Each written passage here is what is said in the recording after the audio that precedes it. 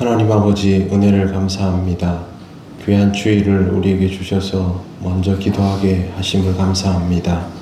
오늘도 주의 말씀을 따라 기도의 자리로 나아가오니 성령께서 우리를 인도하여 주옵소서. 예수님 이름으로 기도드립니다. 아멘. 찬송가 431장 하나님께 찬양드립니다.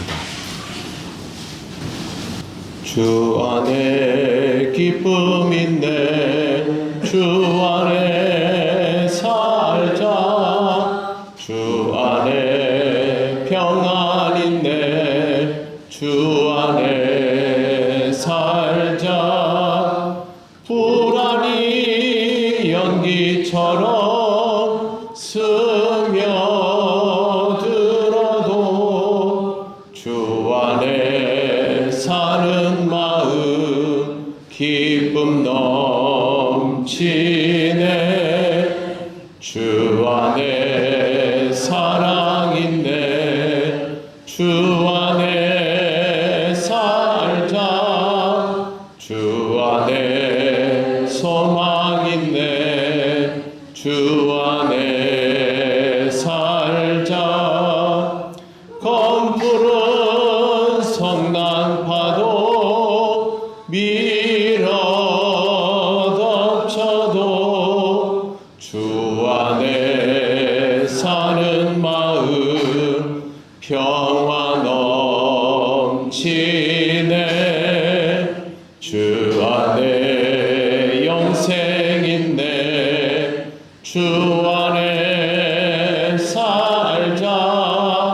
주 안에 천국 있네, 주 안에 살자. 불길이 지옥처럼 솟아올라도 주 안에 사는 마음 생명 넘치네.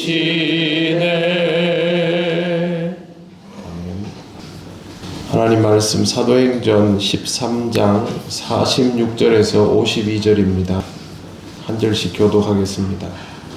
바울과 바나바가 담대히 말하여 이르되 하나님의 말씀을 마땅히 먼저 너희에게 전할 것이로되 너희가 그것을 버리고 영생을 얻기에 합당하지 않은 자로 자처하기로 우리가 이방인에게로 향하노라. 주께서 이같이 우리에게 명하시되 내가 너를 이방인의 빛으로 삼아 너로 끝까지 무한하게 하리라 하시니라 하니. 이방인들이 듣고 기뻐하여 하나님의 말씀을 찬송하며 영생을 주시기로 작정된 자는 다 믿더라. 주의 말씀이 그 집안에 불을 터지니라.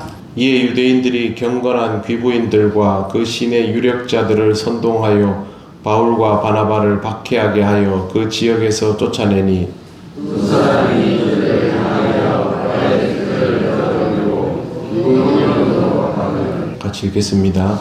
제자들은 기쁨과 성령이 충만하니라. 아멘.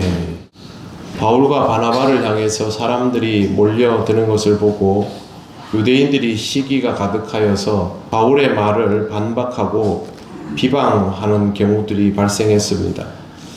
이들을 보면서 바울과 바나바가 한 말이 오늘 46절에 나오는 내용입니다. 하나님의 말씀이 당신들에게 당연히 먼저 전해졌어야 하지만 당신들이 스스로 그것을 버리고 영생을 얻기에 합당하지 않은 자로 자처하였기 때문에 우리가 당신들에게 복음 전하는 것을 멈추고 이방인에게로 간다라는 말을 하고 있습니다. 스스로 구원의 복음을 받기를 거절하니 이방인에게로 간다라는 것입니다. 상속권이 있는 자식이 상속권을 포기하면 상속권은 또 다른 사람에게로 넘어가게 되어 있습니다. 이를테면 그와 같은 경우입니다.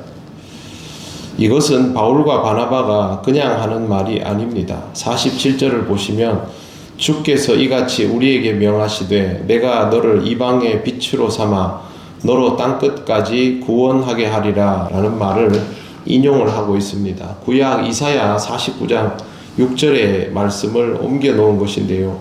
이미 하나님께서는 선지자 이사야를 통해서 복음 전하는 자를 이방의 빛으로 삼는다라는 말씀을 주셨습니다.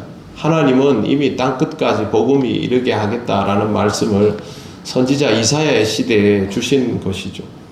이렇게 해서 이제 이방인에게로 복음이 자연스럽게 넘어가게 됩니다. 물론 이것으로 인하여 유대인에게 복음 전해지는 경로가 완전히 차단된 것은 아닙니다.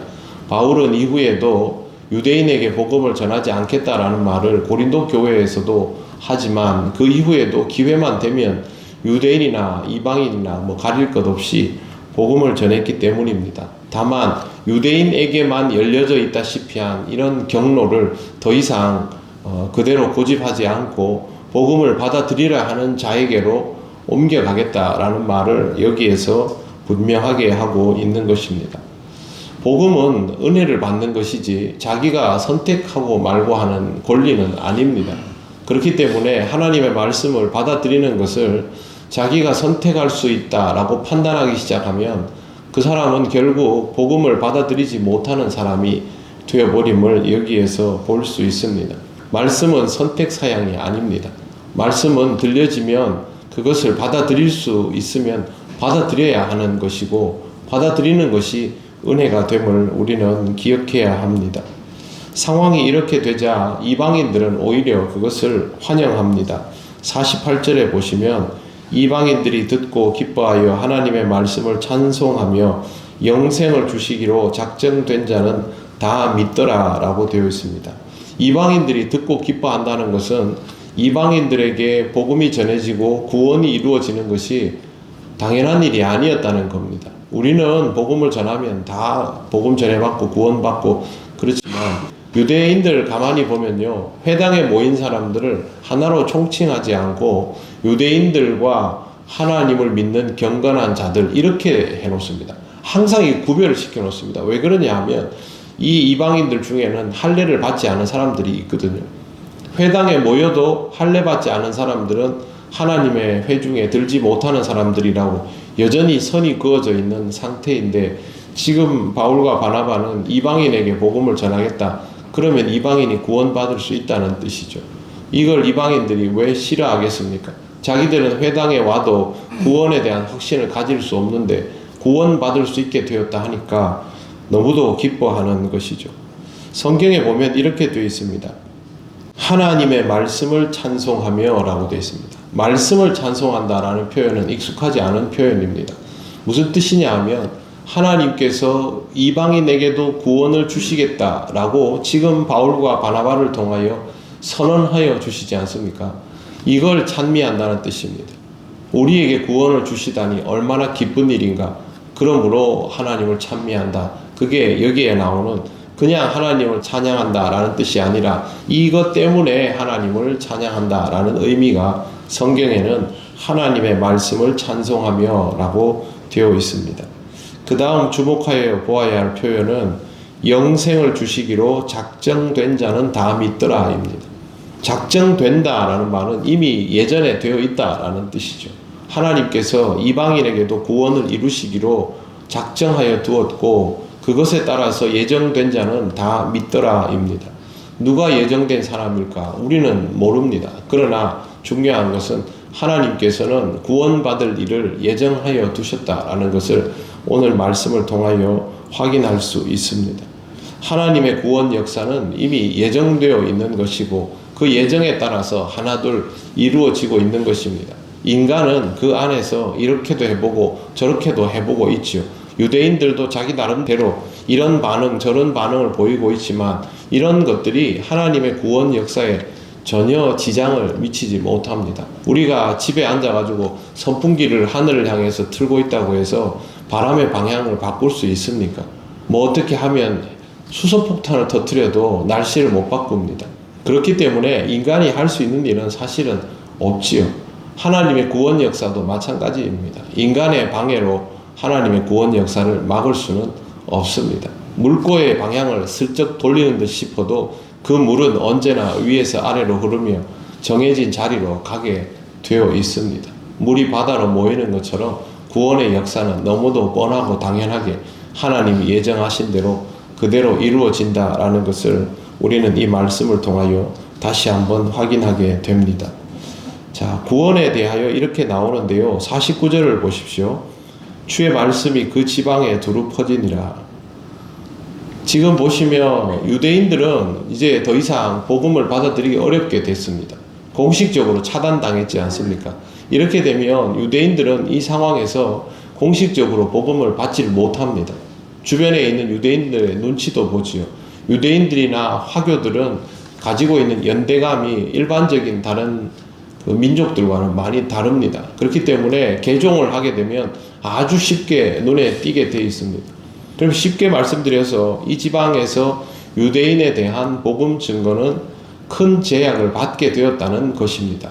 그런데 49절에는 주의 말씀이 그 지방에 두루 퍼지니라. 그리고 48절에 보면 이방인에게 구원이 열렸다라는 내용이 있습니다. 이 말은 이방인에게 복음이 전해지면서 이 지역의 복음이 급속도로 확장되었다라는 뜻입니다. 유대인들의 반대는 복음 증거에 또 복음의 확장에 별 방해 요인이 되지 못하고 있음을 볼 수가 있습니다. 그래도 유대인들은 자기 할 것을 기어이 합니다. 50절 말씀을 보십시오. 같이 한번 읽어보겠습니다.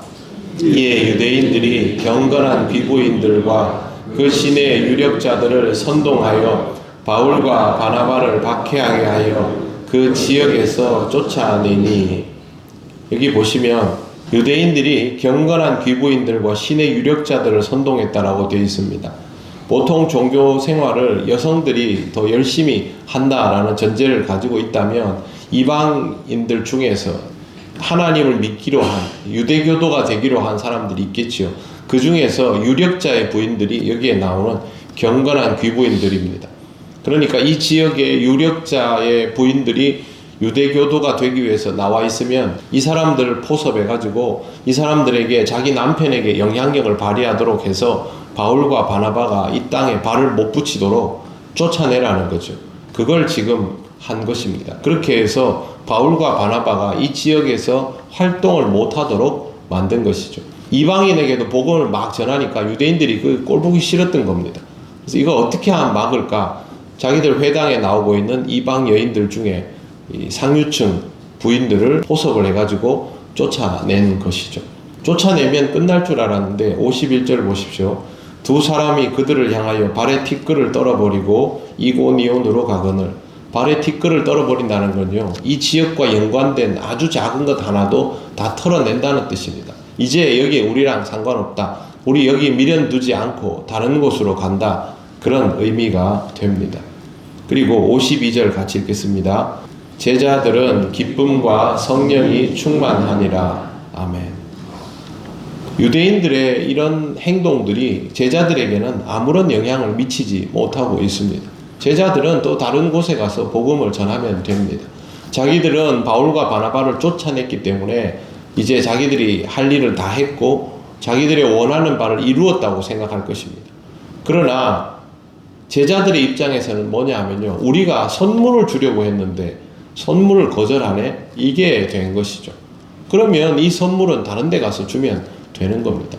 제자들에게는 아무 문제가 생기지 않습니다. 그래서 기쁨과 성령이 충만하다라고 되어 있는 것입니다. 복음을 가지고 있고 그 복음을 전하는 자는 이미 권리를 소유한 자이기 때문에 이런 것들에 영향받지 않습니다. 내가 복음이 충만해서 전하는 것이라서 상황에서 어려움이 닥친다 해서 그 신앙이 흔들리지 않기 때문입니다. 그래서 복음을 전하는 자로 살아가는 것이 그토록 중요합니다.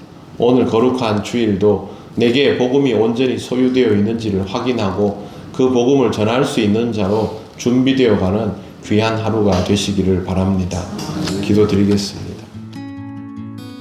하나님 감사합니다. 하나님의 은혜로 오늘도 말씀으로 주일을 시작하게 하시니 감사합니다. 우리에게 복음이 항상 있음에 감사를 드립니다. 이 복음으로 더욱 충만하게 하셔서 우리 삶의 모든 상황 속에서 흔들림 없이 복음을 전할 수 있는 삶이 되게 하여 주시옵소서. 오늘도 하나님께 온전히 영광 돌리기를 원하며 예수님 이름으로 기도드립니다. 아멘. 하늘에 계신 우리 아버지, 아버지의 이름을 거룩하게 하시며 아버지의 나라가 오게 하시며 아버지의 뜻이 하늘에서와 같이 땅에서도 이루어지게 하소서. 오늘 우리에게 일용할 양식을 주시고 우리가 우리에게 잘못한 사람을 용서하여 준 것 같이 우리 죄를 용서하여 주시고 우리를 시험에 빠지지 않게 하시고 악에서 구하소서. 나라와 권능과 영광이 영원히 아버지의 것입니다. 아멘.